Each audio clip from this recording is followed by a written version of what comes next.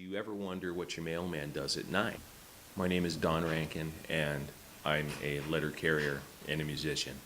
I've got like this double life going where I have a steady job during the day, and yet I'm still pursuing a career as a musician. I remember I was probably about 4 or 5, and I remember seeing a commercial and seeing the guys holding the instruments and playing, and I was like, I want to do that.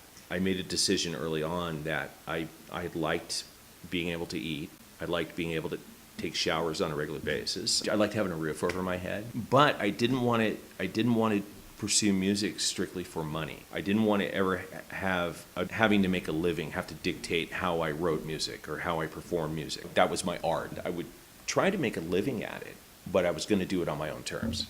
Otherwise, it's just trade. Music is music, any kind of art. It's not something you can force. But just in the interest of fame, money,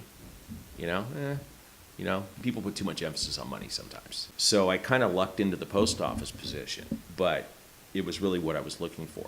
I was, originally I was going to school. I was going to be a lawyer. I realized I was pursuing law for money. That was it. I didn't want to be a lawyer. And it was a lot of work, and I realized that, okay, well, if I do this, I'm really going to have to give up music. And that wasn't an option. So I dropped law, and I kind of, through a series of events, I ended up with a post office job, which was perfect. It was daytimes, good benefits, good pay, gave me my evenings free, so I could still create, still be creative. It's cool because I get to be outside. That's the real draw to this job for me, is that I get to, it's that I'm delivering mail in a national forest, for crying out loud. Look at it out there.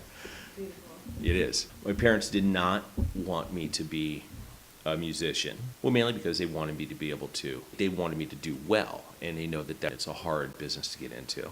There's a heavy toll that comes with the amount of work that goes into being a musician. Not everybody understands what goes into it. It's interesting because I initially I want to say no. Like I kind of like being able to walk down the street anonymously and be able to go out and go to the mall or go to the store and not be bothered. I don't really care for crowds. But on the other hand, I look at a guy like Bono from U2, and I see what that guy's done. And I'm like, well, you know what? That would be my role model, because there's a guy that has taken something that's really a gift, of God, the universe, whatever, and has said, you know what? I'm going to give back, because that's really what it's all about.